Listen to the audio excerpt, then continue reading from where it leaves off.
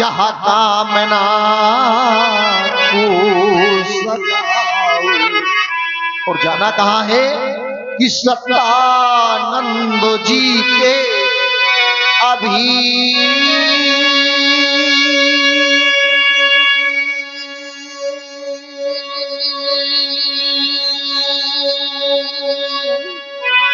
धाम में जाओ और विनय भावना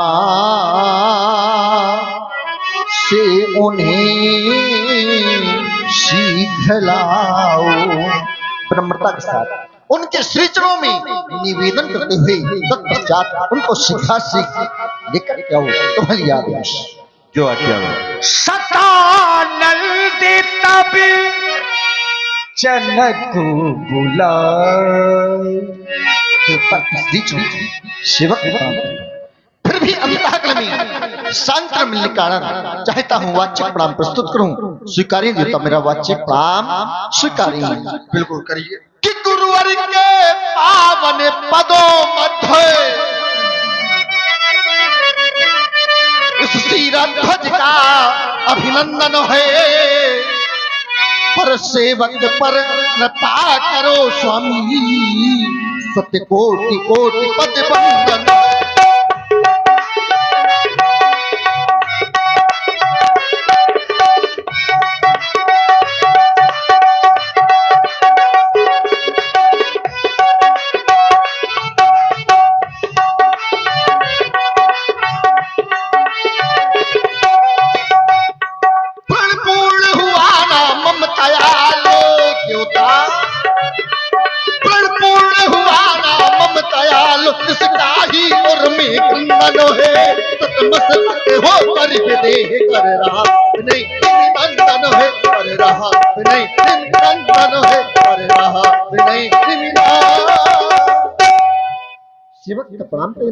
प्रणाम क्यों नहीं राजन, सेवक के द्वारा बुलवाया है, प्रणाम कर रहे हो। और प्रणाम का प्रतिफल आशीर्वाद हुआ करता। इस संसार में प्रत्येक व्यक्ति शिष्टाचार के रूप में जिस प्रकार से व्यक्ति का शिष्टाचार किया जाए उसी प्रकार से उसका उत्तर उस व्यक्ति को प्राप्त हो जाता है। यदि हम किसी से नमस्ते करते हैं तो नमस्ते का उत्तर नमस्ते के रूप में मिलता है। किसी से राम राम करते हैं तो राम राम का उत्तर राम राम के रूप में प्राप्त होता है। लेकिन जब वही व्यक्ति किसी को प्रणाम करता है तो प्रणाम का प्रतिफल केवल आशीर्वाद हुआ करता है। और आशीर्वाद में कुछ ना कुछ दिया जाता है। दिया क्या जाता है? जिस वस्तु की न्यूनता हो जीवन में। राजेंद्र, मैं विचार कर रहा हूं कि तुम्हें आशीर्वाद स्वरूप क्या दूं। इस संसार में तुमने जनक जैसे नाम से संसार के लोग जानते हैं, तुमने जनक जैसे पद को अर्जित किया है अपने निज कर्मों के माध्यम से। जनक कोई नाम नहीं है, जनक एक पद है जो आपने अपने निज कर्मों के माध्यम से अर्जित किया है। इस संसार में अष्टांग योगी तुम्हें कहा जाता है। यम नियम प्राणायाम प्रत्याहार योग ध्यान धारणा समाधि जैसे 8 अंगों पर विजय प्राप्त करने वाले शिरध्वज। तुम्हारे जीवन में किसी वस्तु की न्यूनता नहीं है, लेकिन आपने प्रणाम किया है। गुरु होने के नाते हमारा यह कर्तव्य बनता है कि तुम्हारे लिए ना सही और वैसे भी एक राजा के लिए उसकी प्रजा से अधिक प्रिय कुछ नहीं होता। हमारे हृदय के उद्गार तुम्हारी उस प्रजा के लिए हैं। राजेंद्र, परिवाह नहीं ये मिले जग के वैभव,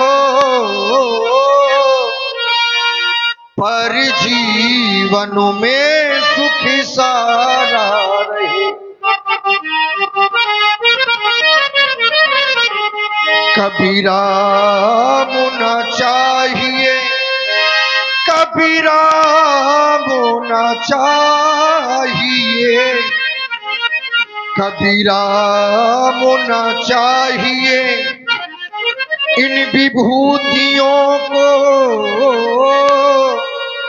परिभूषित तो गृह द्वारा रहे। अरमान यही, अरमान यही निज पूर्वजों के, यही वो जल बरस सितारा रहे। और हम रहे या ना रहे इस जग में, आशीष यही हम ऋषियों का, यह राष्ट्र स्वतंत्र तुम्हारा रहे, यह देश स्वतंत्र तुम्हारा रहे। बुलवाया है क्या, कोई विशेष कारण है? बुलाने का विशेष कारण देखो ना, यहाँ पर सभी दीपांतक महिपाल, हाँ सभी महिपाल उपस्थित हो गए हैं, परंतु यहाँ पर की न्यूनता समझना, वह न्यूनता अभी इस रंगशाला के मध्य श्री विश्वामित्र जी का पदार्पण नहीं हुआ, और उनके साथ में 2 युगल कुमारों का दर्शन, जिनको कल देख करके मूरत मधुर मनोहर देखी पर भयहु विदेही, एक क्षण के लिए विदेही विषय। लेकिन चाहते हैं आप चाहें और उनको शीघ्र से लेकर के आएंगे, लेकिन देवता की प्रार्थना है, और प्रार्थना शब्दों में ही श्रवण करें नाथ, श्रवण करें जैसे हमारी ओर से है भगवन ये मुनि से, हाँ ये ऋषि से वंदना कहना, और ये मुनि से और ये ऋषि से प्रार्थना कहना, मुनि से वंदना कहना।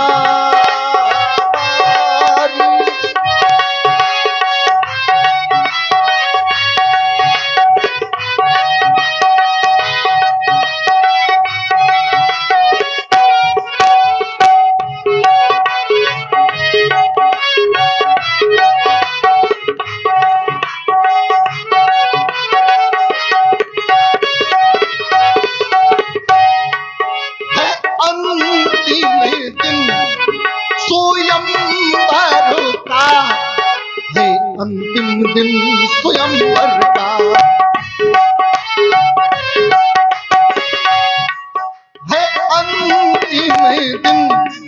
स्वयंवर का, सभी महिपाल आए हैं,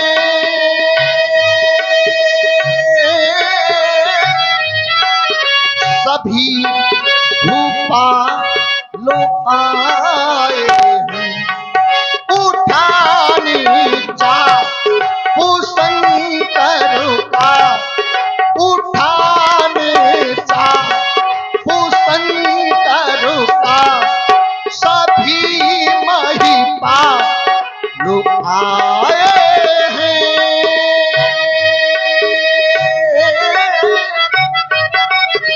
सभी महिपाल आए हैं। यही मेरी विनय स्वामी, यही मेरी विनय भगवन, सो ऋषि वर को बता देना, मुनि से प्रार्थना कहना, इसी से वंदना कहना।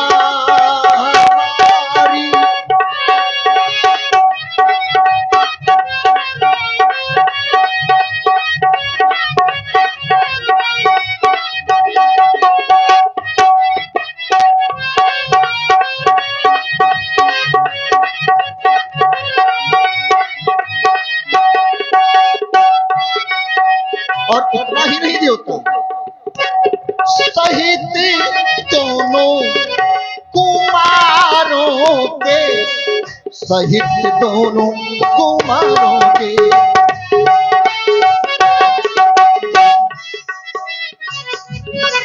सहित दोनों कुमारों के,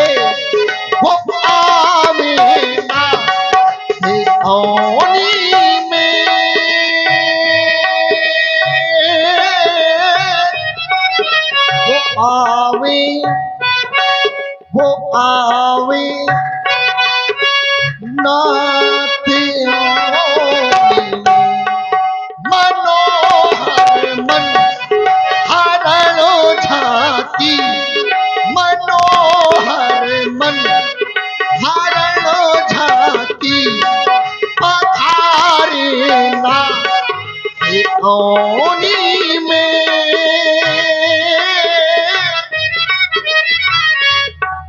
पधारे नाथ ओनी में यही अंतिम विनय स्वामी यही अंतिम विनय भगवन सो ऋषि वर को बता देना ऋषि से जानना कहना मुनि से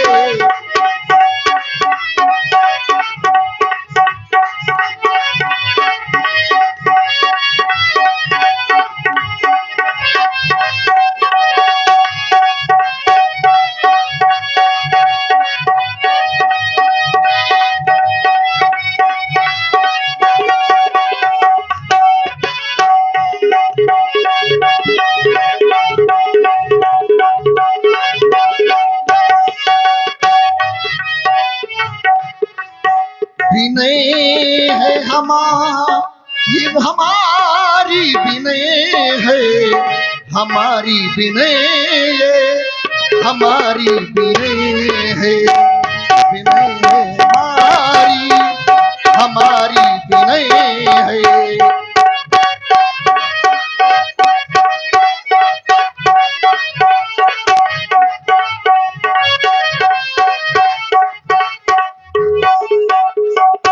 बस यही मेरी अंतिम अभ्यर्थना है। बहुत सुंदर विचार है राजन तुम्हारे। क्यों नहीं ज्ञानी राजा हो, जिन्हें तुम अपनी मिथिला में बुलाना चाहते हो उन्हें केवल निवेदन के माध्यम से विनय के माध्यम से ही पाया जा सकता है। अभी तक जिन्होंने पाया है तो केवल विनय के माध्यम से। एक राजा की संतान नहीं थी तो गुरु ग्रह गए तुरत महिपाला और चरण लाग कर विनय विशाला विनती की, उन्हें भी प्राप्ति हो गई। एक संत को भी आवश्यकता थी तो कर विनती आनहु दो भाई, लेकिन राजन वहां पर विनती की गई है तो विनती में स्वयं गए हैं, यहां तुम हमें भेज रहे हो, इसमें भी कुछ विशेष कारण होगा। अब कारण बाद में जानेंगे, लेकिन तुम जाओ महामुनि के स्वागत की भव्य तैयारियां करो।